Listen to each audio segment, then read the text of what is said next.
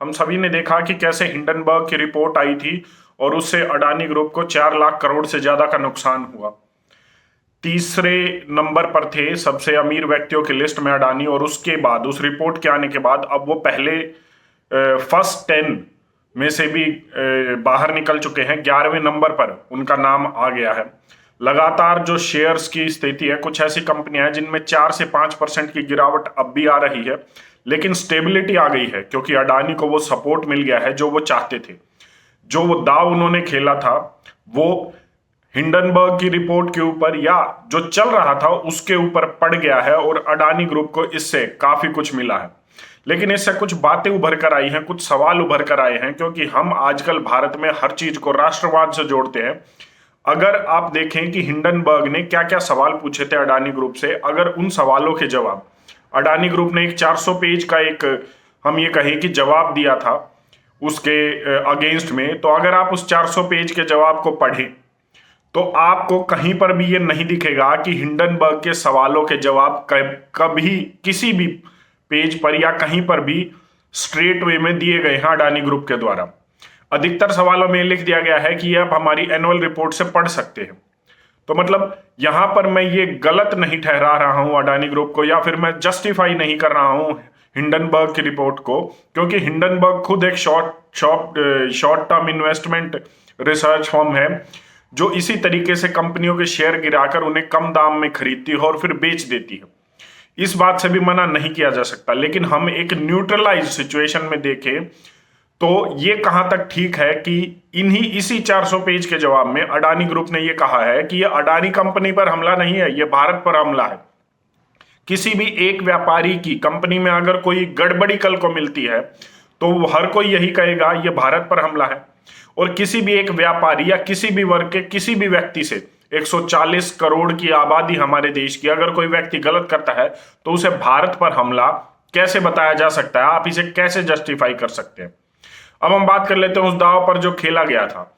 हम सभी जानते हैं कि अडानी ग्रुप की कंपनीज ने एक 20,000 करोड़ का एफपीओ लेकर आए थे, और इस एफपीओ में इन्वेस्टमेंट करने के लिए कहा गया था ताकि वो फंड रेज कर सके अपने ग्रुप के लिए। अब जैसे ही ये हिंडनबर्ग रिपोर्ट आई तो उठापटक हो गई, और ये कहा जा रहा था कि इस एफपीओ में अब सब्सक्रिप्शन या ये अमाउंट अब रेज नहीं हो पाएगी अडानी ग्रुप के द्वारा, जिसकी वजह से उन्हें काफी नुकसान होता नजर आ रहा था। और ये हालात हो गए थे कि ये 20,000 करोड़ का एफपीओ अब कंप्लीटली फेल हो जाएगा अडानी ग्रुप के लिए।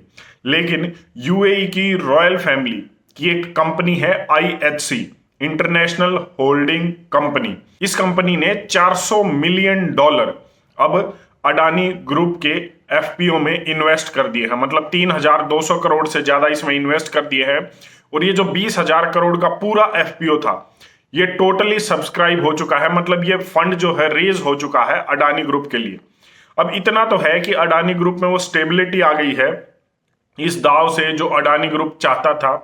जो हिंडनबर्ग की रिपोर्ट से नुकसान हुआ था लगभग 25 से 30% के आसपास, लगभग 4 लाख करोड़ का, वो नुकसान एक समय के लिए तो हुआ, लेकिन अब दोबारा से उनके शेयर्स जो हैं अपनी स्टेबिलिटी पकड़ चुके हैं। इजराइल से जो सपोर्ट मिला था वो ये कि हाइफा एक वहां का पोर्ट था, उस पोर्ट को भी अब अडानी ग्रुप ने ओवरटेक कर लिया है, उसको भी ले लिया है, और खुद वहां के नेतन्याहू प्राइम मिनिस्टर अब इस पोर्ट को अडानी ग्रुप को सौंपेंगे।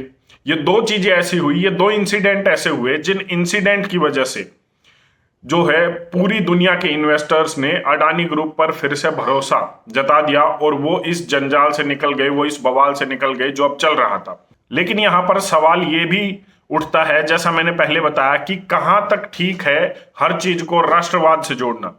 क्या हम किसी भी चीज के लिए राष्ट्रवाद के नाम का झंडा उठा लेना पसंद करते हैं? और यहां पर यह भी बात ध्यान देने की है कि हम हर चीज में एक पॉलिटिकल एंगल जरूर देखते हैं।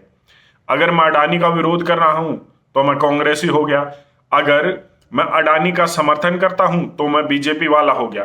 क्या ये सिर्फ एक इंसिडेंट नहीं है किसी भी देश के लिए, एक ये छोटा सा इंसिडेंट है किसी भी बिजनेसमैन के खिलाफ एक रिपोर्ट आई है और उस रिपोर्ट ने उसकी कंपनी के खिलाफ कुछ सवाल खड़े किए हैं जिसका उस व्यापारी को जवाब देना है। इसमें भारत के पीछे दुनिया लगी हुई है, इन्वेस्टमेंट, ये बिजनेसमैन नहीं, ये भारत पर हमला है, ये भारत की इकोनॉमी पर हमला है। इस तरीके की बातें हर छोटी छोटी चीज में अगर आप लाएंगे तो मुझे लगता है ये पोलराइजेशन और जो मैंने पहले बताया सेंट्रलाइजेशन की तरफ इशारा कर रहा है। हमें, मुझे, आपको, सबको इससे बचना चाहिए क्योंकि ये बड़ी ही खतरनाक चीज है जो कट्टरवाद पैदा करती है।